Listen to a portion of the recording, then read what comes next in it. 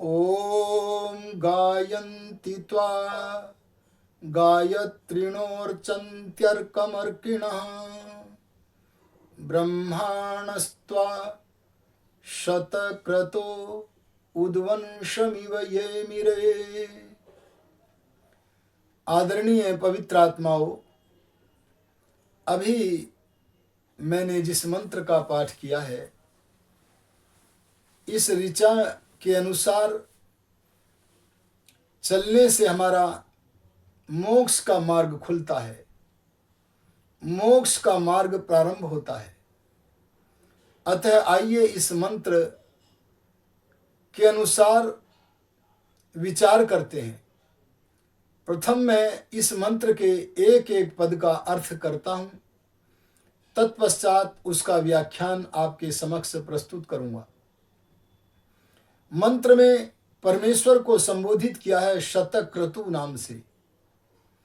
हे शतक्रतो, अर्थात अनंत कर्म करने वाले, अनंत ज्ञान के भंडार प्रभो, त्वा तेरी उपासना गायत्रिणः स्तोत्र गान को जानने वाले उपासक गायन्ति स्तुति करके, गुणगान करके, तेरी प्रशंसा के गीतों को गा करके तेरी उपासना करते हैं। अर्की नामक उपासक, अर्क अर्थात पूज्य परमेश्वर की उपासना ऋचाओं के गान को ही नहीं करते, संध्या के मंत्रों का गान ही नहीं करते, बल्कि मंत्रों के अर्थों के विशेषज्ञ बनते हैं। ये अर्थ के विशेषज्ञ बनने के लिए जो प्रयत्न करते हैं, उस प्रयत्न के द्वारा अर्की नामक उपासक भगवान की उपासना करते हैं। और एक तृतीय कोटि के, उच्च कोटि के उपासक हैं जो ऋचाओं का गान ही नहीं करते, ऋचाओं के अर्थ का ज्ञान ही नहीं करते, बल्कि मंत्रार्थ के भीतर भगवान के जो गुण भरे पड़े हैं, ब्रह्म के जो गुण भरे पड़े हैं, उन ब्रह्म के गुणों से अपने आत्मा को अलंकृत करके ब्रह्मा उपाधि को प्राप्त करते हैं। जो उपासक ब्रह्मा की उपाधि को प्राप्त करते हैं, वे दो कार्य करते हैं, आत्मोद्धार और पर निर्माण। जहां वे ब्रह्म के गुणों से अपने आत्मा को अलंकृत करके अपना उद्धार करते हैं, वहां बड़े बड़े विद्या कुलों को, बड़े बड़े ब्रह्म विद्या संस्थानों को उद्यमीरे इव, मानो उद्यम करते हैं, ऊपर उठाते हैं। इसलिए ये ब्रह्म विद्या के विशेषज्ञ जो ब्रह्मा उपाधि को धारण किए हुए हैं, ये सर्वोपरि उपासक हैं। आइए इस मंत्र का कुछ विस्तार में कथन मैं आपके मध्य में करता हूं। इस मंत्र में एक उपासक वे कहे गए हैं जो केवल ऋचाओं का गान करते हैं। वे मंत्रों के अर्थों के विशेषज्ञ नहीं है। उन्हें गायत्री मंत्र का शुद्ध उच्चारण करना तो आता है, लेकिन गायत्री आदि मंत्रों के अर्थों का ज्ञान उन्हें नहीं है। ऐसे उपासक केवल गीत गाते हैं, वे अर्थ का विचार नहीं करते। वे तो ऐसे मंत्रों का पाठ करते हैं जैसे कई बार तोते रटते रहते हैं। उन्हें यदि सिखा दिया जाता है तो सुना है कि कहते हैं शिकारी आएगा, जाल बिछाएगा, दाने डालेगा, पर फंसना नहीं है। ऐसे गान तो करते हैं, पर जो गान कर रहे हैं उस गान के अर्थ का ज्ञान नहीं है। अर्थ का बोध न होने के कारण, अर्थ का ज्ञान न होने के कारण शिकारी आता है, जाल बिछाता है और जाल बिछाकर उन्हें फंसा कर ले भी जाता है और वे गीत गाते चले जाते हैं। ऐसे उपासकों का वर्णन तो इस मंत्र में है जो प्रभु के गीत गाते हैं, लेकिन जो केवल ऋचाओं का गान मात्र कर रहे हैं, उनके किसी फल का निर्देश इस मंत्र में नहीं है। इससे यह संकेत प्राप्त होता है कि और आगे बढ़ो। अगर उपासना का फल प्राप्त करना है तो और आगे बढ़ो।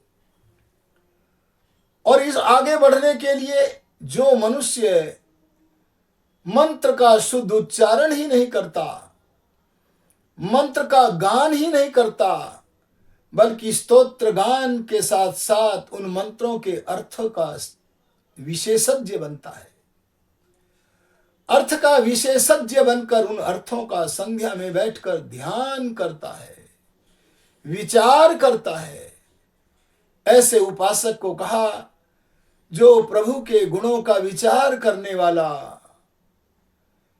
प्रभु के गुणों का चिंतन करने वाला उपासक है, मंत्र के अर्थ का विचार करने वाला उपासक है, वह अर्की है। महर्षि पतंजलि ने जप के विषय में कहा है, तद जपस तदर्थ भावनम। जप कई प्रकार का होता है, वाचिक और मानसिक। मानसिक जप जो होता है उसे हम अजपा जाप भी कहते हैं। इसमें होठ भी नहीं हिलते हैं, सर्वथा वाणी जो हमारी उच्चारण की जाती है उससे रहित होकर मानसिक जप है। यह अधिक फलदायी है। बस जो केवल ओम नाम का जप ही करते हैं, पर ओम नाम का जो अर्थ है, ओम नाम से जिस वस्तु का ज्ञान होता है, उस सच्चिदानंद स्वरूप का, इस अर्थ का भावन नहीं करते, विचार नहीं करते, केवल शब्द का मानसिक जप कर रहे हैं, ऋचाओं का मानसिक जप कर रहे हैं, वे केवल गायत्री हैं। लेकिन यदि आगे बढ़ना है तो हमें ऋचाओं के अर्थ का ज्ञान करना होगा। और दूसरी कोटि के लोग आगे बढ़ करके न केवल ऋचाओं का पाठ करते हैं, अपितु जैसे संध्या के मंत्र है, उन शन्नो देवी आदि मंत्रों के अर्थ का विशेषज्ञ बनकर, ज्ञानी बनकर उन अर्थों का विचार करते हैं। ये अर्थों का विचार करने वाला उपासक अर्की है। लेकिन जो केवल गान ही नहीं करता, अर्थ का विचार ही नहीं करता, बल्कि इन अर्थों से अपने जीवन को भावित करता है, प्रभावित करता है, भगवान की दया, भगवान के ज्ञान आदि तमाम गुणों को धारण करता हुआ अपने आत्मा को अलंकृत करता है, अरे सजाता है, ऐसा मनुष्य ब्रह्मा उपाधि को प्राप्त कर लेता है। उसका ब्रह्मा नाम सार्थक है, क्योंकि उसने आत्मा को ब्रह्म के गुणों से, कर्मों से सजाया है। जैसे हम अपने स्थूल शरीर के अंगों को, कानों को कुंडल से सजाते हैं, ऐसे ही जिसने अपने आत्मा को भगवान के गुणों से, भगवान के गुणों का विचार करके उन्हें धारण भी किया है, ऐसे व्यक्ति का तो महान यश बढ़ता है। जो मनुष्य जितना जितना भगवान के गुण कर्मों को, स्वभाव को धारण करता है, वह मनुष्य उतना उतना ही महान यश को प्राप्त करता है। इसीलिए उसका ब्रह्मा नाम सार्थक ही है। इस मंत्र में भगवान को संबोधित करते हुए कहा है, शतक्रतु नाम है भगवान का, उसे संबोधन करते हुए कहा गया, हे शतक्रतु। महर्षि दयानंद सरस्वती ने शत शब्द का बहुत अर्थ किया है। शत अर्थात बहुत, और क्रतु शब्द के कर्म और ज्ञान, ये दो अर्थ ऋषिवर ने किए हैं। तो अर्थ बनेगा अनंत कर्म करने वाले, अनंत ज्ञान के भंडार हे प्रभु, मैं आपके इस नाम से ध्वनित होने वाले, देखो जब उपासक भगवान का जिस प्रसंग में जो नाम लेता है, उस नाम से ध्वनित होने वाला जो भगवान का गुण है उसे धारण करता है। अगर कभी भगवान रुलाता है तो हम उसे रुद्र कह करके संबोधित करते हैं, प्रभु बहुत रुला रहे हो, आखिर कब तक रुलाओगे हे रुद्र। जब भगवान की दया हमारे जीवन में आती है तब हम भगवान को दयालु कह करके संबोधित करते हैं, दयालु। जब भगवान का न्याय हमारे सामने आता है तब हम उसे न्यायकारिण कहते हैं।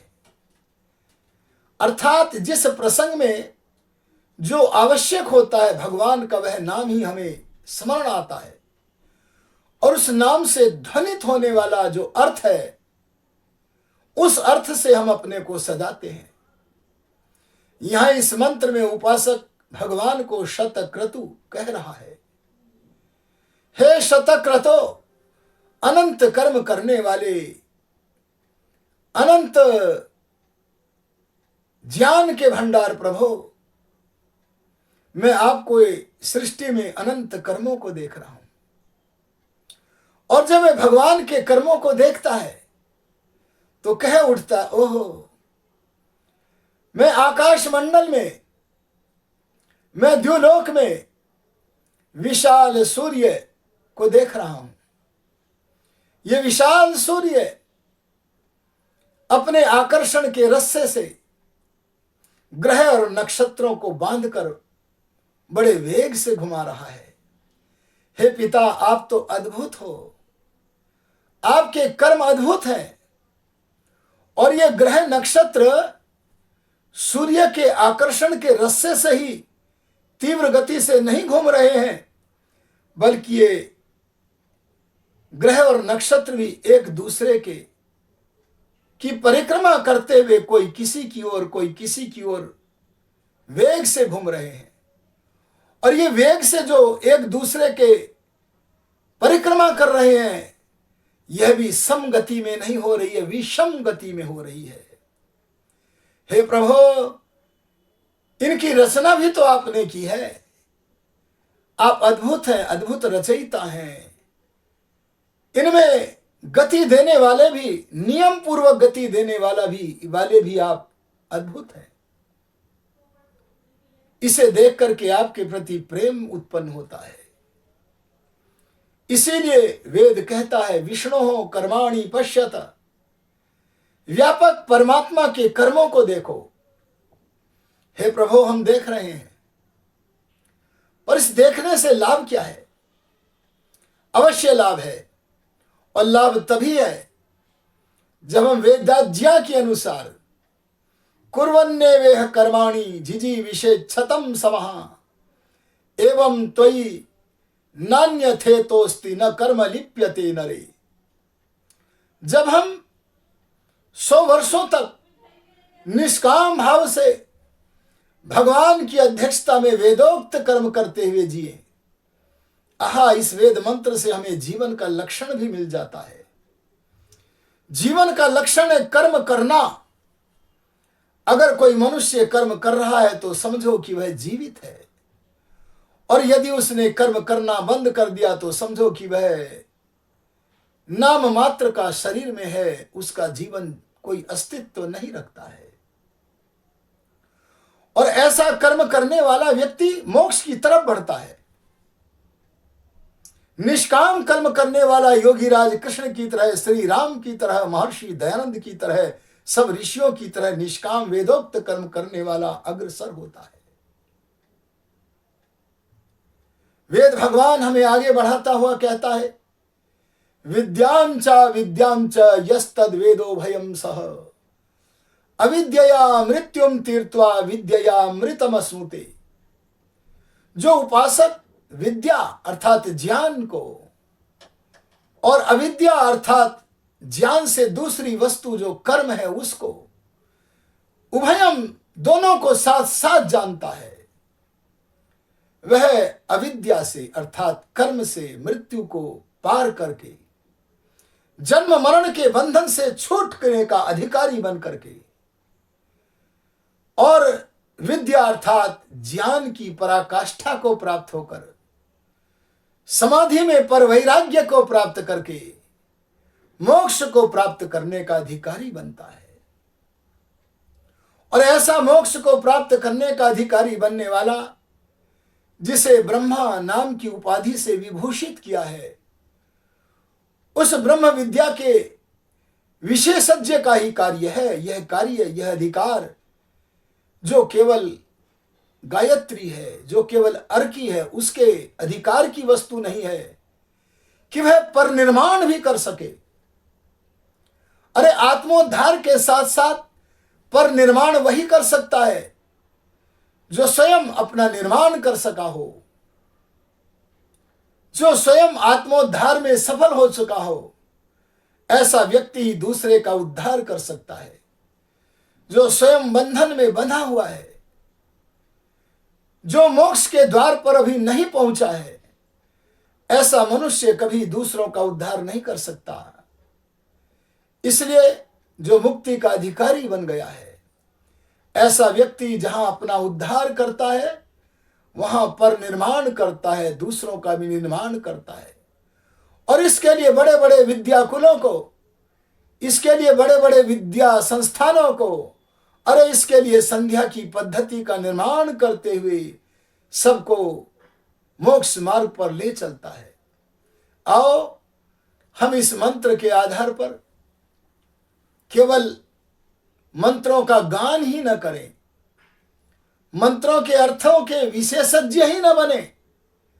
अरे किसी को अगर कोई सांसारिक उपलब्धि प्राप्त करनी होती है तो वह उस उपलब्धि के लिए कितना अधिक प्रयत्न करता है, लेकिन जिसे संसार का सबसे बड़ा उत्तम पद प्राप्त करना है, उपनिषदों में कहा है, सर्वे वेदा यत् पदमामनन्ति तपांसि सर्वाणि च यद् वदन्ति यदिच्छन्तो ब्रह्मचर्यं चरन्ति तत्ते पदम संग्रहेण ब्रवीम यो मित्येतत्। सारे वेद जिस पद को मान्यता देते हैं, सारी तपस्याएं जिस प्रभु को प्राप्त करने के लिए होती हैं, अरे जिसे प्राप्त करने के लिए ब्रह्मचारी ब्रह्मचर्य व्रत का पालन करते हैं, उस प्राप्तव्य परमेश्वर का मुख्य नाम ओम है। आओ एकटक ओम की तरफ देखें और ओम की तरफ देखते हुए धारणा ध्यान समाधि आदि योग के सब अंगों का, 8 अंगों का पालन करें। ऐसा करने से हमारा मोक्ष का मार्ग खुलता है। हमें अगर सांसारिक उपलब्धियों के लिए बड़ा परिश्रम करना पड़ता है, तो जिसे भगवान को प्राप्त करना है, क्या उसे संध्या के मंत्रों के अर्थों का विशेषज्ञ नहीं बनना चाहिए? अरे सारे कामों को छोड़कर संस्कृत के विद्वान के पास जाकर कम से कम भगवान की भक्ति के, अरे संध्या के मंत्रों के एक एक पद के अर्थों का विशेषज्ञ बन जाना चाहिए, जिससे कि उन अर्थों का विचार करके हम परमेश्वर के गुण कर्म स्वभाव का विचार कर सकें।